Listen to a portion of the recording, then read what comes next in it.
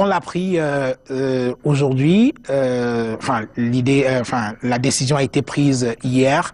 Alassane Ouattara, le président de la République de Côte d'Ivoire, a décidé de gracier Madame Simone Gbagbo et 800 autres personnes interpellées dans le cadre de la crise post-électorale en Côte d'Ivoire. Beaucoup veulent que le Cameroun en prenne de la graine.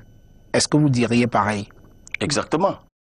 Les actes qui sont pris par le président Ouattara apportent la démonstration déjà faite ailleurs de ce qu'il n'est jamais tard de retrouver les chemins de la paix, de la concorde. Et vous savez tout ce qui s'est passé en Côte d'Ivoire. Que de morts, que de sang versé. Mais Ouattara aujourd'hui, avant de partir, puisqu'il a renoncé à remplir à nouveau, oui, avant de partir, décide de laisser un État qui se porte bien. Et c'est la même suggestion que j'aurais envie de faire au président Biya, qui, de toute façon, à l'âge qu'il a aujourd'hui, doit davantage se comporter comme un père.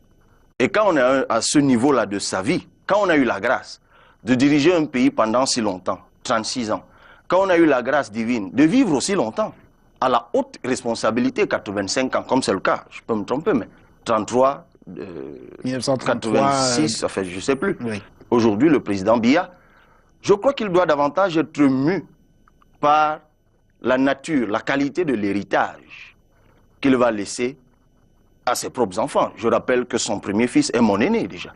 Donc, lorsqu'on est dans cette posture-là, effectivement, et je suis heureux, vous savez, je suis allé en Côte d'Ivoire et j'ai appris par quelque indiscrétion que le président Ouattara et le président Biya étaient plutôt de bons amis et qu'ils échangeaient régulièrement.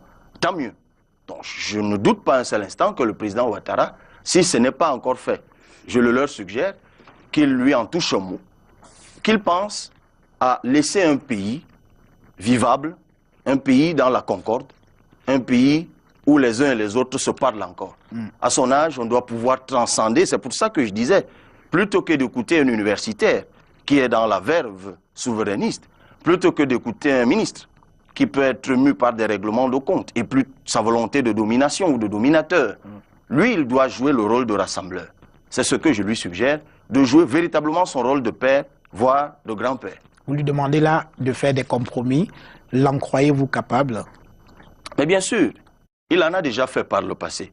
Rappelez-vous, la guerre avec le Nigeria sur la péninsule de Bakassi. Beaucoup de compromis ont été faits, alors qu'il y avait eu beaucoup de morts aussi, vous vous en souvenez. Mais là, de voir le sang couler, à un moment, le président Biya et le président nigérian de l'époque ont dû s'asseoir, ont fait chacun des compromis. Ça nous a permis aujourd'hui de retrouver la paix et la concorde entre nos voisins nigérians.